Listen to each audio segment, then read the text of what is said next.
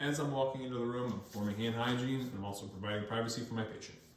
Hello again, Mrs. Jenkins. My name is Walker, and I'll be your nurse again today. Before we get started on anything, I'm going to get a couple identifiers from you, just so I can verify who you are. So what's your full name? And then what's your date of birth?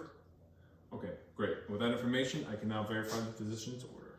So Mrs. Jenkins, your catheter, or indwelling catheter, has been in place now for a couple days. And so today, I will be removing the catheter, which I'm sure you're very excited about.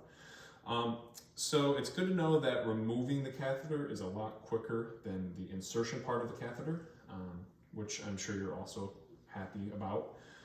So are you ready to begin your catheter removal? Yes, you are? Okay, great. That was the patient giving me verbal consent to remove the catheter. So I'm going to perform hand hygiene again, and I'm going to put on some gloves.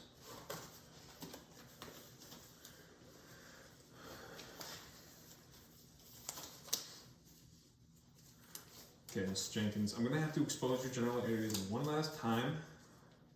This is the last, I promise. So now I am lifting the bit over and onto her torso. So now I will be taking off the tape from the medial thigh, if it was actually on the medial thigh, but this is mimicking that motion.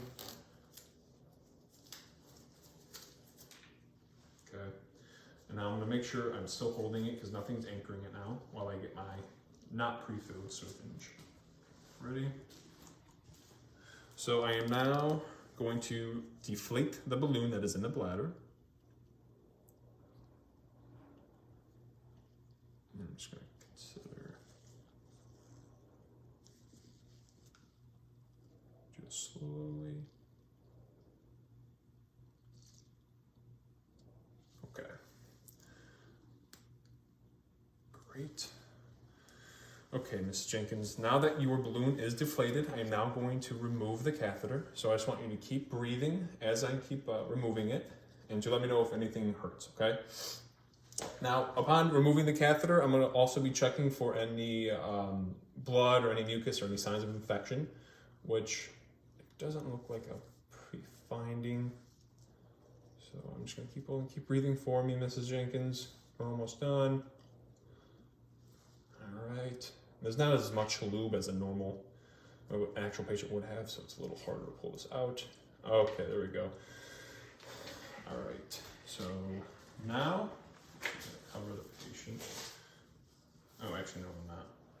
I'm not covering the patient. I am now going to get rid of the residual urine that is in this now, and then it's going to pour back into the bag just by letting gravity pour it down. I'm going to set this down, and now, since I didn't cover it, I'm checking the external structures in the peritoneal area for any signs of skin breakdown, which none are present, so that is really good. And now I am going to cover the area. And now I'm removing gloves, form H. I'm going to put gloves on one more time.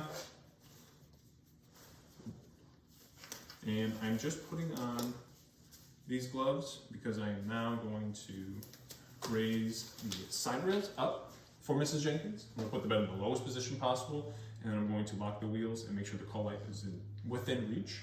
And then I'm going to remove my gloves, and I am now going for hand hygiene.